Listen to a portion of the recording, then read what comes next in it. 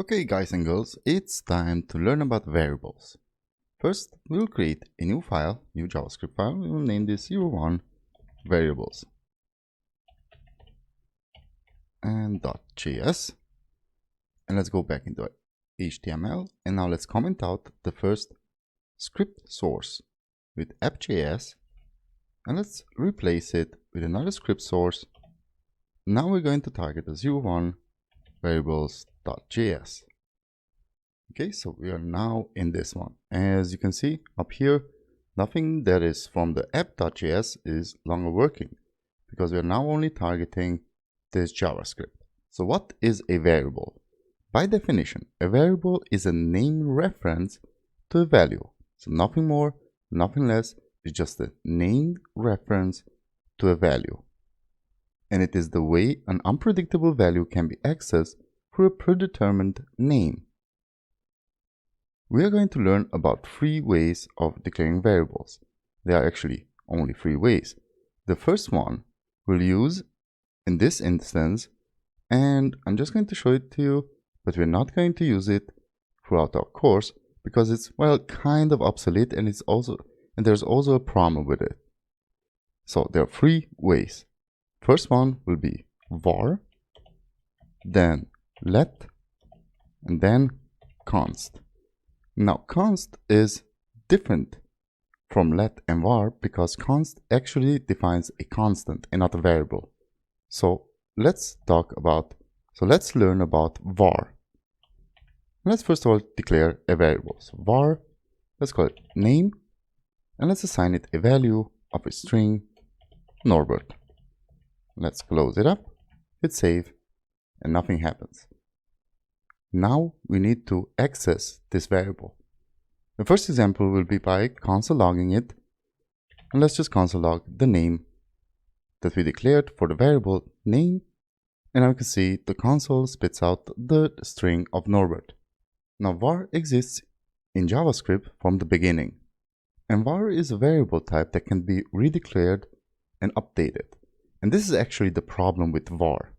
And we'll see what the difference is between let and const and var. This is why the community kind of drafted away from var and is only using let and const. And the instances where we're going to use let or const will be explained to you throughout the course.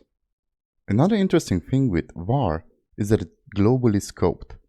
Now we'll talk about scope later on in the course, but just know var is globally scoped. So global scope. Global. And as I said, we can reassign a variable. And as I said, var can be reassigned its value. So if I would take, for example, the variable name, and let's reassign it to Laura. Now let's console log the name again. And now we can see that from the position 10, the new name is Laura. If I comment this out, this console log, only Laura will appear. This is because I reassigned the variable name, which had the value Norbert, the new value Laura. If I would reassign it again, so name is equal to Norbert, now it would change again to Norbert. And I'm going to just leave this name down here. Now let's talk about initialization.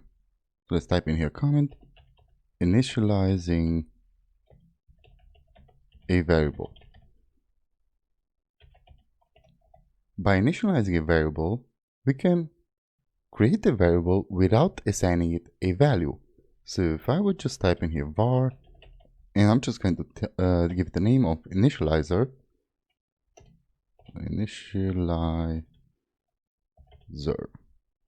Okay, I didn't assign it any value. Now if I would console log this initializer, what do you think will happen? So initializer, hit save. As you can see, undefined appears.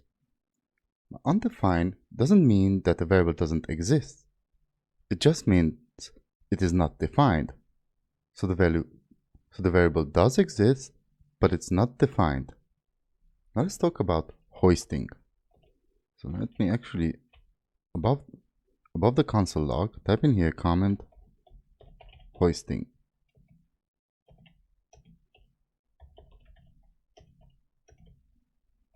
And what hoisting does, hoisting is a JavaScript mechanism where variables and functions declaration are moved to the top of their scope before code execution.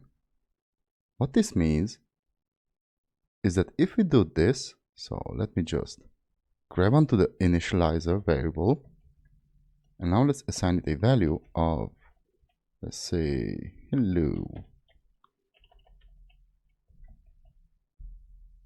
Now you can see that from the state of undefined, the variable has now a string of hello. So keep in mind, var variables are hoisted to the top of their scope and initialized with a value of undefined. Let's talk about now how we name variables. So let's type in here comment naming variables. There are a couple of ways we can name variables. But first, we cannot name variables that start with a number. So let's type in here comment no numbers. For example, if I would define a variable called var and give it a name of one name, you can see already an error appears. So let's actually try this. Let's say this should be Norbert test. No, Norbert number. Okay, now let's console log the one name and let's see what happens. Syntax error, invalid or unexpected token. It doesn't even let me complete the code and it doesn't run. But if I would take this one and put it to the end, now it works. So variables cannot start with numbers, but they can end with numbers. We already saw that variables can start with letters and end with numbers or without numbers. But variables can also start with underscore or the $sign. So let's create here another variable.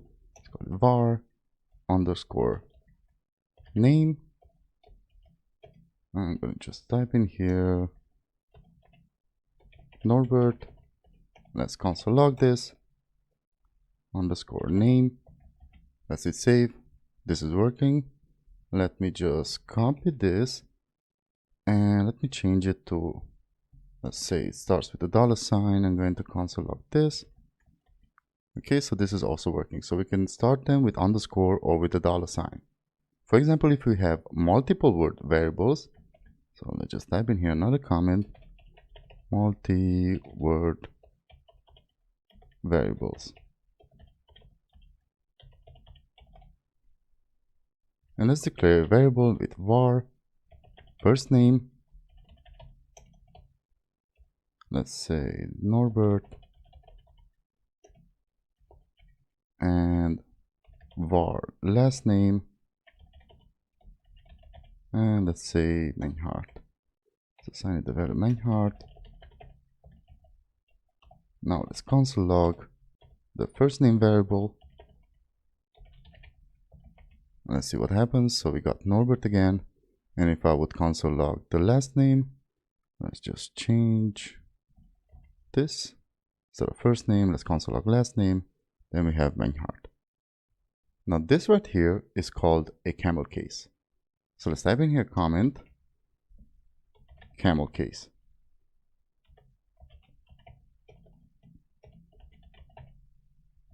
So camel case is actually really simple. It starts with the lowercase and then uppercase. This is the way you can define multi-word variables by using camel case. We can also have an underscore. So if I would last name underscore between them, see the plus sign didn't work, but if I put in underscore, this also works. So let's type in here comment underscore.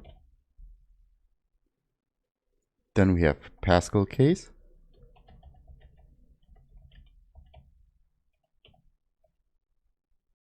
And Pascal case is basically starting and ending it with the uppercase. So let's type in here first name like this and assign it the value of Laura. And let's console log this.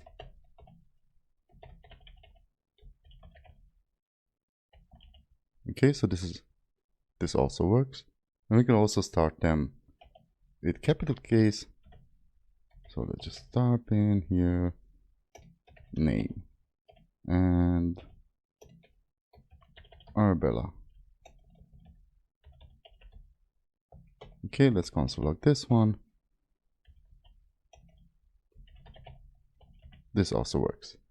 I would recommend to use camel case for the future. So the last thing I want to talk about is why var isn't used anymore. Let me give you an example. I'll also use here an if statement, and don't worry about this, we'll talk about if statements a bit later on in the course, but just so you know, this is an example why var is not used anymore, or it's less often used. So let's create a var and give it the name of greater, and let's type in here I am greater.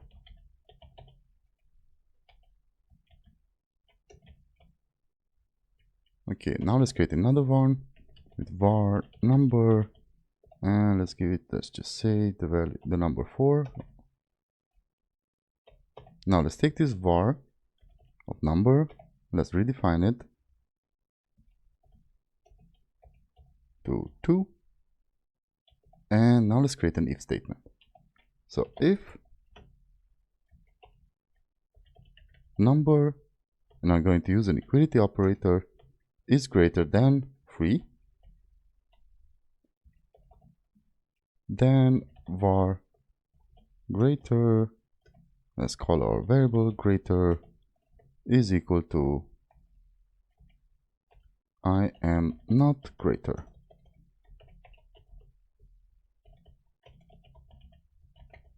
Okay, so let's console log this. Greater, and let's see what happens. So if number is greater than 3, then var, the variable var with the name of greater should be I'm not greater, and the result is I am greater. The number we just assigned is 2, so it remains I am greater. Let's comment the number 2 out. Let's see what happens. I am not greater. This is the problem with var. Because its value can be reassigned and it's globally scoped, we are more prone to errors within our code. This is why ES6 came up with let and const instead of var. Var is still used, is not out of JavaScript, as you can see right here. It still works, but it's less often used by developers. Okay guys, so next up we're going to learn about let and const. So see you in the next one. Bye bye.